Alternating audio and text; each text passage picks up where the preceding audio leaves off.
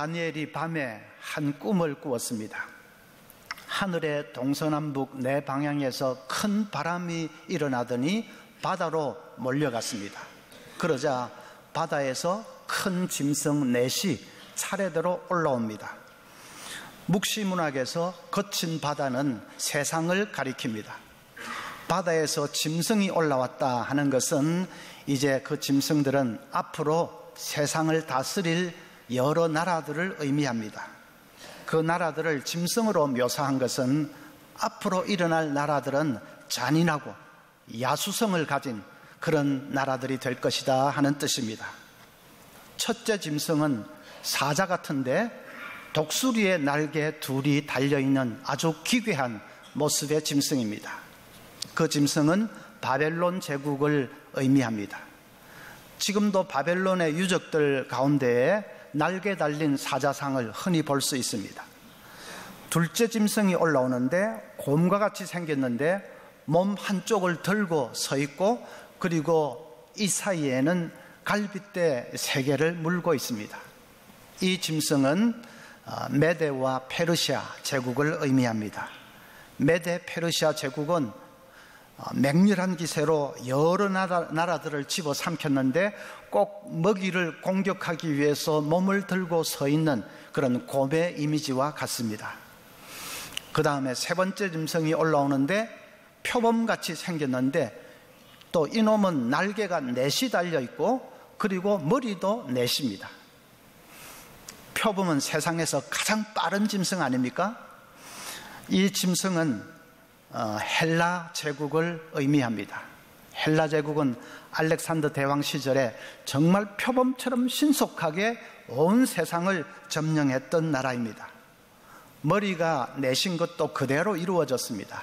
알렉산더 대왕이 죽고 나서 그 부하들이 나라를 4개로 분할을 해서 각각을 통치하게 됩니다.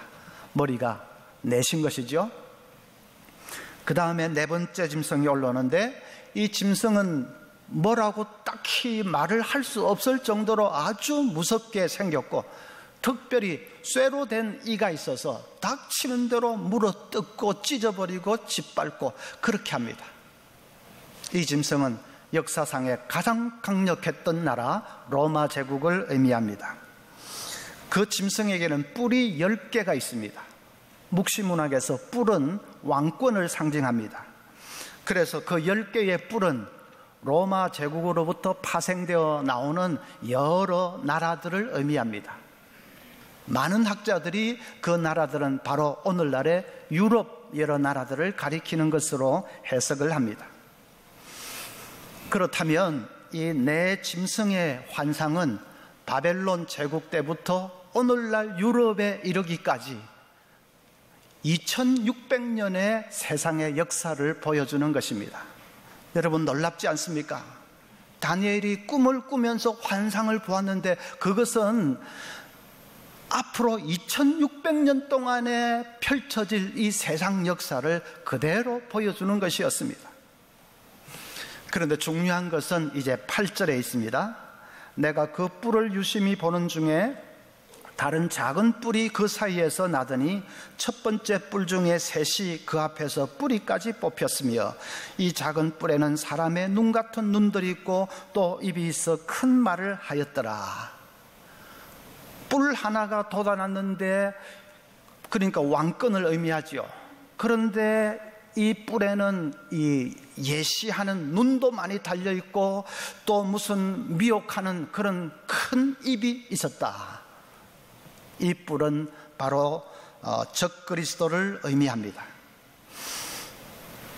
왜 그렇게 볼 수 있느냐 하면 25절이 이 뿔의 정체를 자세하게 설명을 해주고 있습니다. 25절, 그가 장차 지극히 높으신 이를 말로 대적하며 하나님을 대적하게 될 것이라는 말이죠. 또 지극히 높으신 이의 성도를 괴롭게 할 것이며 성도에게 온갖 핍박을 가한다 하는 말입니다. 그가 또 때와 법을 고치고자 할 것이며 자기 마음대로 독재도 하고 폭정을 퍼붓는다는 것이죠. 성도들은 그의 손에 붙임 바 되어 한 때와 두 때와 반 때를 지내리라. 3년 반입니다. 한 때와 두 때와 반 때, 3년 반이지요. 3년 반을 한 때와 두 때와 반 때라고 이렇게 좀 의미심장하게 표현하는 것이 바로 묵시문학에서 말세의 때를 나타낼 때의 전형적인 표현법입니다. 그러니까 이 말씀 보면 종말이 되면 적그리스도가 와서 3년 반 동안에 하나님을 대적하고 성도들을 핍박하게 된다 하는 말입니다. 이제 9장으로 넘어가면 이 적그리스도와 종말에 대해서 좀 더 자세하게 타임테이블을 우리에게 말씀해 줍니다. 자, 9장을 한번 딱 펼쳐 놓으십시오. 24절 보면 내 백성과 내 거룩한 성을 위하여 이런 이래를 기한으로 정하였나니 했습니다. 종말의 때까지는 이런 이래의 기간이 있다 하는 말입니다. 이런 이래, 70일에, 이것은 성경의 종말론에 있어서 제일 중요한 단어입니다. 여러분, 이 이런 이래 하는 말을 잊어서는 안 됩니다. 적어도 다니엘의 이 묵시문학을 공부했다고 하면 이 단어를 잊어서는 안 됩니다. 이래라는 것은 7년을 의미합니다. 그러니까 70일에, 이런 일에 70일에는 70 곱하기 7 하면 490년이 되는 것이죠. 세상 종말까지를 490년으로 기한을 정했다 하는 말입니다. 그러면 언제부터 490년까지냐? 그게 중요하겠죠. 25절부터 보면 그러므로 너는 깨달아 알지니라 예루살렘을 중건하라는 영이 날 때부터, 이 영은 아닥사스다 왕 20년에 났습니다. 우리가 다행히 느헤미야서를 공부했죠. 느헤미야서 2장을 보면 아닥사스다 왕이 황폐하게 된 예루살렘 성을 재건하라 하는 영을 내립니다. 그때부터 기름 부음을 받은 자 곧 왕이 일어나기까지, 이 말은 메시아가 오기까지 하는 말이죠. 예수님이 오기까지 7일에와 62일에가 지날 것이요, 합하면 69일에지요. 그냥 69일에가 지난다 하면 될 건데 이것을 7일에와 62일에가 지난다 이렇게 표현하는 것이 묵시문학의 대표적인 표현법입니다. 그 곤란한 동안에 성이 중건되어 광장과 거리가 세워질 것이며, 그러니까 보십시오. 예루살렘을 중건하라는 영이 날 때부터 메시아가 오기까지 69일에가 지난다. 69 곱하기 7 하면 483년입니다.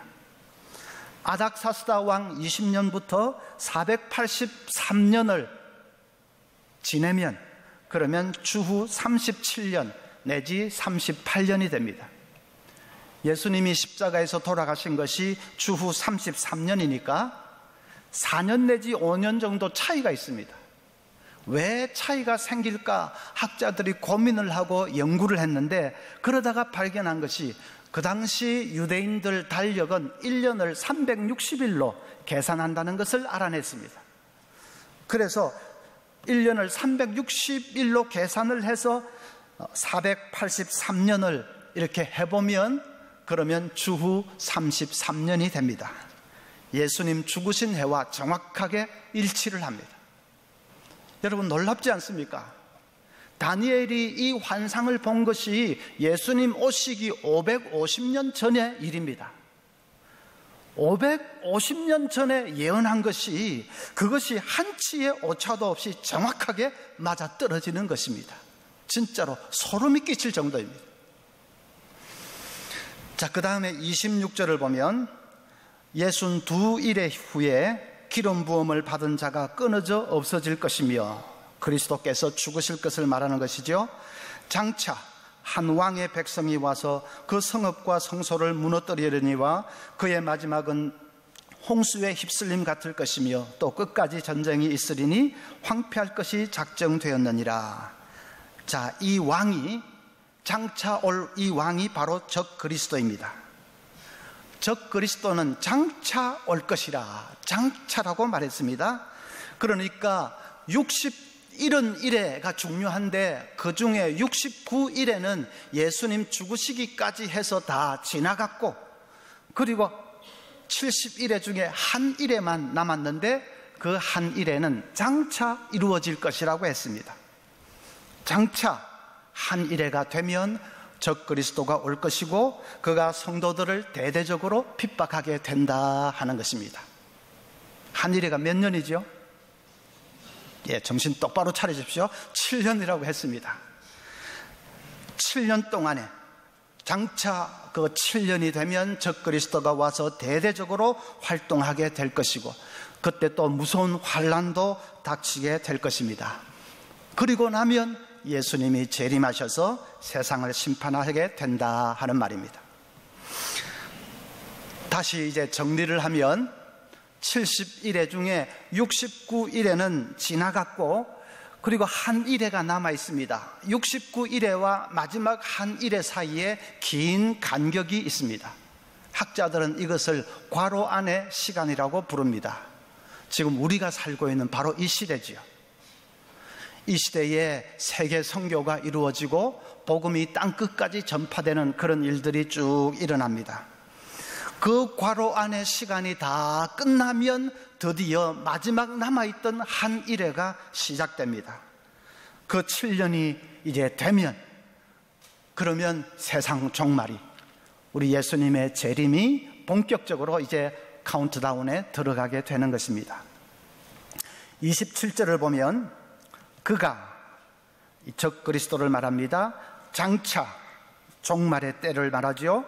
많은 사람들과 더불어 한 일회 동안의 언약을 굳게 맺고, 한 일회 동안의 언약을 굳게 맺는다는 말은 성도들에게 이 사람들에게 잘 대해준다는 것입니다.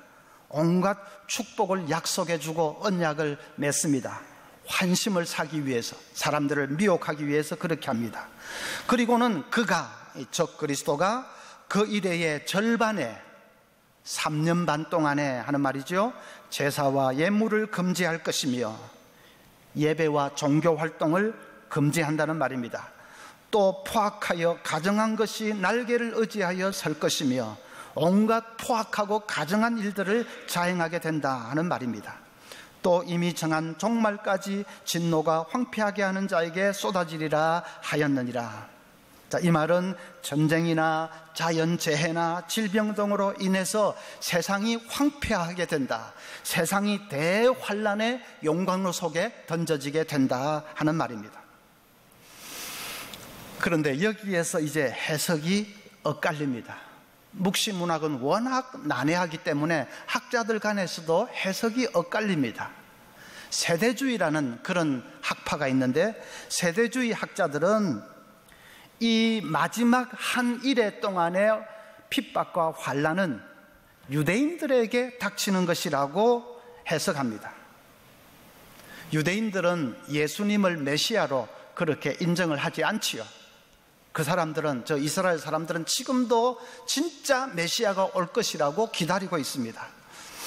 그런데 종말이 되면 꼭 메시아처럼 보이는 사람이 오게 됩니다. 그리고 언약을 맺고 뭐 잘 해줍니다. 그래서 유대인들은 드디어 메시아가 오셨다고 열광하게 되는데, 그런데 그 사람이 일회의 절반이 이제 지나고 3년 반이 지나고 나면 갑자기 돌변해서 적그리스도가 됩니다. 그래서 제사와 예물도 금지시키고 종교활동도 금지시키고 온갖 포악하고 가증한 일들을 자행을 하고 또 유대인들을 대대적으로 핍박을 합니다. 그리고 그때 큰 자연재해나 뭐 전쟁이나 이런 것도 일어나게 됩니다. 그제야 유대인들은 이미 오신 예수님이 진짜 메시아였구나 하는 것을 비로소 깨닫게 되고, 그래서 수많은 유대인들이 회심하고 기독교로 돌아오게 된다는 것입니다. 로마서 11장 26절에 보면 바울 사도가 그리하여 온 이스라엘이 구원을 받으리라. 그 당시만 해도 이스라엘은 하나도 예수님 믿지 않는데 장차 종말이 되면 온 이스라엘이 구원을 받으리라, 바울 사도가 한 이 말이 그렇게 해서 이루어진다 하는 것입니다. 그러니까 세대주의자들은 마지막 한 일회 동안의 이 핍박과 대환란은 우리 성도들에게는 일어나지 않는 것이라고 합니다. 왜냐하면 성도들은 그때쯤 되면 이미 하늘에 휴거당해서 없기 때문입니다. 자, 휴거가 나옵니다. 데살로니가 전서 4장 17절에 보면 그 후에 우리 살아남은 자들도 그들과 함께 구름 속으로 끌어올려 공중에서 주를 영접하게 하시리니 그리하여 우리가 항상 주와 함께 있으리라. 이 끌어올림을 당한다 하는 말이 휴거입니다. 휴거. 그래서 세대주의자들은 마지막 한 일회가 딱 시작될 때에 성도들은 다 공중으로 끌어올림을 당해서 휴거를 당해서 그래서 한 일회 내내 7년 내내 공중에서 주님과 함께 살게 된다는 것입니다. 그동안의 땅에서는 핍박과 대환란이 일어나게 됩니다. 그래서 핍박과 환란을 누가 당합니까? 휴거 당하지 못한 땅에 남아있는 사람들이 당하게 됩니다. 누가 휴거 당하지 못하고 땅에 남아 있습니까? 그건 불신자들, 세상 사람들이고 또 유대인들이고 그리고 신자라고 하는 사람 중에서도 제대로 안 믿는 나이롱 신자들, 그런 사람만 다 땅에 남아서 핍박과 대환란을 당하게 된다는 것입니다. 그러니까 세대주의자들의 해석대로 하면 장차 이런 일이 일어날 것입니다. 남편과 아내가 서로 대화를 하다가 갑자기 아내가 사라져버립니다. 그 믿음 좋던 아내가 사라져버렸습니다. 처녀 총각이 데이트를 하고 있다가 갑자기 처녀가 눈앞에서 흔적도 없이 사라져버립니다. 택시기사가 차를 몰고 가는데 갑자기 기사가 사라집니다. 택시가 그냥 막 난관에 들이받고 막 야단이 나겠죠. 비행기가 저 태평양 상공을 날아가다가 갑자기 조종사가 사라져버립니다. 비행기가 추락을 하고 뭐 난리가 나겠죠. 한두 건이 아니고 전 세계적으로 동시에 그렇게 사람들이 사라져버리니까 대혼란에 빠지게 될 것입니다. 순간적으로 휴거가 일어난 것입니다. 그리고 나면 이제 한 일회가 시작됩니다. 휴거당하지 못하고 지상에 남아있는 사람들에게 핍박과 대환란이 닥치게 됩니다. 그러니까 어떻게 하든지 휴거를 당해야지, 휴거 당하지 못하고 땅에 남아있으면 애들 말로 신세 조지는 것입니다. 그런데 여러분, 그 모든 것은 세대주의자들의 주장입니다. 우리 개혁주의의 입장은 다릅니다. 휴거가 있기는 있지만은 공중에서 7년을 머무는 것은 아닙니다. 예수님이 재림하실 때에 우리가 끌어올려져서 공중에서 주님을 맞이하고 그리고 바로 주님과 함께 이 땅에 내려와서 이제 이 세상 역사를 끝내고 새하늘과 새 땅을 시작하게 됩니다. 공중에서 주님을 만나서 거기서 7년을 머무는 것이 아니라 바로 이 땅에 내려와서 그래서 이 세상 역사를 끝내고 그리고 새하늘 새 땅이 시작되는 것입니다. 다시 한번 정리를 하면 이렇습니다. 마지막 한 일회가 되면 적 그리스도가 나타나서 사람들을 미혹할 것이고 그리고 대대적으로 핍박과 환란을 가하게 될 것입니다. 그것은 유대인들만 당하는 것이 아니고 또 나이롱 신자들만 당하는 것이 아니고 모든 성도들이 다 당하는 것입니다. 마태복음 24장 5절부터 보면 많은 사람이 내 이름으로 와서 이르되 나는 그리스도라 하여 많은 사람을 미혹하리라. 난리와 난리 소문을 듣겠으나 너희는 삼가 두려워 말라. 이런 일이 있어야 하되 아직 끝은 아니니라. 7년이 있어야 되니까 아직 끝은 아니지요. 민족이 민족을, 나라가 나라를 대적하여 일어나겠고 곳곳에 기근과 지진이 있으리니 이 모든 것은 재난의 시작이니라. 예수님도 말세의 대환란은 모든 성도들, 모든 인류가 다 당하는 것이라고 분명하게 말씀하십니다. 그렇게 해서 마지막 한 일회가 지나고 나면 예수님께서 재림하실 것입니다. 성도들은 공중에 끌어올려져서 예수님을 영접해서 바로 이 땅에 강림하게 됩니다. 그와 동시에 이 땅은 완전히 체질이 불에 풀어져서 완전히 새롭게 재창조가 되어서 새하늘과 새 땅이 시작되게 됩니다. 우리는 그 새하늘 새 땅에서 주님과 함께 영원히 이제 왕노릇하면서 살게 되는 것입니다. 자, 그러면 이런 말세의 때에 우리는 어떻게 살아야 할까? 영적으로 깨어 있어야 하겠습니다. 특별히 적그리스도에 대해서 깨어 있어야 되겠습니다. 모든 것이 이 적그리스도에 초점이 맞춰져 있는데, 이 적그리스도가 와서 대대적으로 핍박하고 환난하고 예배도 못 드리게 하고 막 완전히 그렇게 뒤집어 엎는다고 했으니까 우리도 말씀으로 단단히 무장을 해서 이 적그리스도와 싸울 수 있도록 그렇게 특별히 깨어 있어야 합니다. 아침부터 겁나시지요? 겁낼 필요는 없습니다. 우리는 역사의 결론을 이미 알고 있기 때문입니다. 장차 예수님이 재림하셔서 새하늘과 새 땅을 우리에게 안겨주실 것입니다. 앞으로 무슨 일이 일어날지는 모릅니다. 진짜로 소행성과 충돌을 할런지, 아니면 무슨 지구온난화로 그냥 급변이 일어날런지, 아니면 핵전쟁이 진짜로 터지는지 아닌지 그건 모르지만은, 그러나 분명히 하나 아는 것은 역사는 우리 예수님의 재림을 향해서 나아가고 있다는 사실입니다. 그 위대한 역사의 오메가 포인트를 향해서 나아가고 있습니다. 그리고 주님이 재림하시면 그때는 영광스러운 우리에게는 승리의 순간이 되는 것입니다. 이제 진짜로 이제 영생에 들어가게 되는 것입니다. 여러분, 이 그림을 한번 보십시오. 얼마 전에 어떤 분이 저에게 이런 그림을 잔뜩 보내주면서 이걸 성경적으로 맞는지 좀 판단을 해 주십시오 했습니다.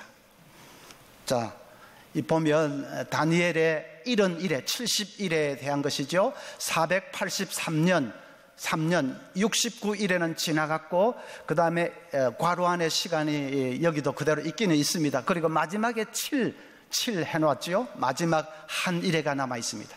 그런데 그 마지막 7 해놓은 거 제일 밑에 보면 영어로 랩처가 휴거라는 말입니다. 근데 그 랩처, 휴거가 언제 일어난다고 했습니까? 저 보이시는지 모르겠는데 보면 2017년 9월 23일입니다. 지금 딱 2달 남았습니다. 오늘 7월 23일이니까 진짜로 딱 2달 후에 휴거가 일어난다. 아까 말했죠. 세대주의자들대로 하면 휴거 못 당하면 완전히 신세 져진다고 했죠. 그 지금 운명의 날이 2달밖에 안 남았습니다. 그건 세대주의자들의 해석입니다. 어쨌든 2017년 9월 23일 휴거가 일어나고, 그러면 마지막 한 일이 시작되고 7년 후 2024년에 예수님 재림하신다, 이렇게 되어 있습니다. 그 다음 그림. 자, 이것은 세상 종말은 7,000년으로 되어 있다. 천지 창조부터 세상 망하는 데까지가 7,000년의 기간이다. 이제 이 말인데, 어떻게 해서 그렇게 말을 하느냐 하면, 예수님이 엿새 동안의 세상을 창조하시고 마지막 일에 되는 날 안식에 들어가셨습니다. 그런데 성경에 보면 하루가 1000년 같아, 그런 말씀이 있으니까, 그래서 엿새 후에 7일 때 안식에 들어갔다는 말은 7,000년이 지나면 이 세상이 안식에 들어간다. 그 말은 이제 종말이 된다 하는 말입니다. 여기 뭐 또 이래 그 하늘의 항성 별자리로 잔뜩 설명을 해 놓았습니다. 그런데 여기 그림에도 보면 7,000년 되는 해가 올해다. 그래서 9월 23일 휴거가 일어나고, 그로부터 7년 후 2024년에 예수님 재림하신다, 그렇게 되어 있습니다. 인터넷에 이런 그림들이 엄청 떠돌아다니고 있습니다. 여러분, 절대로 현혹되어서는 안 됩니다. 우선에 성경 해석 자체가 엉터리고요, 그리고 조금 해석하는 것도 세대주의의 해석을 그대로 따르고 있습니다. 무엇보다도 그 의도를 잘 알아야 됩니다. 그런 식으로 이제 7년밖에 안 남았다 해서 공포 분위기를 조성해서 결국은 어쩌자는 겁니까? 휴거 당하려면 다 우리 교회로 와라, 우리 기도원으로 와라, 휴거 당하려면 다 내 밑으로 와라. 그래서 자기 추종자를 만들려고 하는 것이지요. 자기 교세를 키우고 추종자 만들고, 그래서 돈을 뜯어내려고 하는 것입니다. 믿음으로 잘 무장한 사람에게는 7년 남았든지 70년 남았든지 뭐 종말이 언제 닥치든지 아무 걱정할 게 없습니다. 왜냐하면 만약에 핍박과 환난이 닥치면 그 무슨 뜻입니까? 예수님 재림이 임박했다는 말 아닙니까? 핍박과 환난이 닥치면 그 핍박과 환난은 예수님의 재림을 알리는 그런 트럼펫 소리와도 같습니다. 이제 재림이 얼마 남지 않았다는 그런 트럼펫 소리와도 같습니다. 그러니까 핍박은 참 무섭기는 무섭지만은 그걸 통과하지 않고 예수님 재림을 맞을 수는 없습니다. 성경이 무수하게 예언하는 것이 재림하기 전에 적그리스도 있고 핍박 환난이 있다 말했으니까 그걸 통과하지 않고 재림을 맞을 수는 없습니다. 그래서 핍박과 환난이 무섭기는 하지만 그러나 그것은 우리에게는 예수님의 재림을 알리는, 승리를 알리는 그런 트럼펫 소리와도 같은 것입니다. 그리고 하루하루를 정말 언제 주님 오시든지 당황하지 않도록 정말 의식을 가지고 하루하루를 최선을 다해서 살아드려야 되겠습니다. 이 마지막 때에 정말 시간을 아껴서 하나님 나라 위해서 충성하면서 승리하는 우리 성도들 되시기를 바랍니다.